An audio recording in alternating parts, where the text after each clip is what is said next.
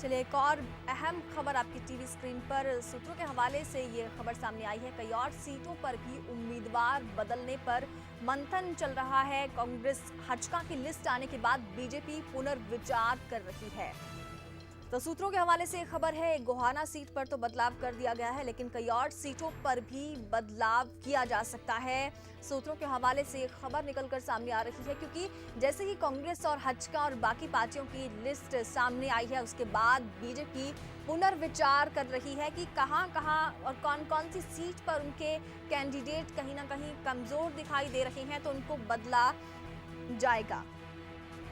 चलिए अशोक कौशिक हमारे वरिष्ठ संवाददाता जुड़ गए हैं, उनसे और जानकारी लेते हैं। अशोक जी, बीजेपी ने पहले लिस्ट जारी कर दी, लेकिन अब पुनर्विचार बीजेपी करेगी क्या? उसे अपने जो उम्मीदवार उसने अपने चुनाव मैदान में उतारे हैं, क्या उन पर भरोसा नहीं है या उसको वो जिताऊ नहीं लग रही है? अब पुनर्विचार क्यों?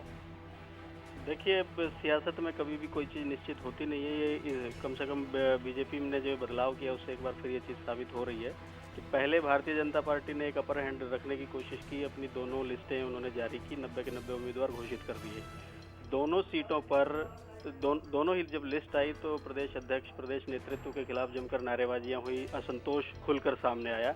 लेकिन हैरानी की बात यह है कि उस समय भारतीय जनता पार्टी नेतृत्व ने इस पर कोई ध्यान नहीं दिया, कोई बदलाव के संकेत नहीं दिए। अब जबकि कांग्रेस की लिस्ट आ चुकी है, हरियाणा जनित कांग्रेस की लिस्ट आ चुकी है, उसका जो गठबंधन का साथी जन चेतना पार्टी उसकी लिस्ट आ चुकी है। अब इसके बाद मुझे लगता है कि सारी परिस्थितियों को एक बार देखने समझने के बाद अब भारतीय जनता पार्टी को ये लग रहा है कि जहाँ जहाँ कोई कैंडिडेट अगर किसी स्तर पे उनको कमजोर दिख रहा है तो उसको बदला जाए। इसमें सबसे पहले जो टिकट कटा है वो जयसिंह ठेकेदार का कटा है। मैं आपको बता दूं, जयसिंह ठेकेदार आम आदमी पार्टी की टिकट पर लोकसभा चुनाव लड़ चुके हैं सोनीपत से जी। लेकिन उनको टिकट दिया गया था गोहाना से, क्योंकि उनका गांव उस इलाके में और उस इलाके में सक्रिय रहे हैं हमेशा से।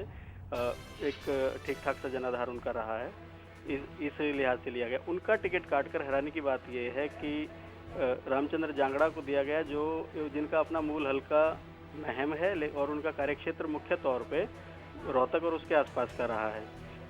इसके साथ साथ एक अहम जानकारी ये भी है जो सूत्रों के हवाले से मिल रही है कि कई और सीटों पर भी उम्मीदवारों को बदला जा सकता है, जिसमें एक सीट तोशाम हो सकती है, जहां भारतीय जनता पार्टी के सांसद धर्मवीर अपने भाई को टिकट दिलवाना चाह रहे थे।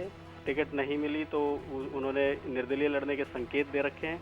तो वहां पर एक मंथन हो रहा है, पुनर्विचार हो रहा है कि अगर सांसद धर्मवीर का भाई निर्दलीय उम्मीदवार बन के मैदान में उतरता है तो वहां भारतीय जनता पार्टी की स्थिति कमजोर ना हो, तो क्या हम जातीय समीकरणों को ध्यान में रख के किसी और को उतार सकते हैं। उस पे नाम हो रहा है और कई नामों पर विचार हो रहा है।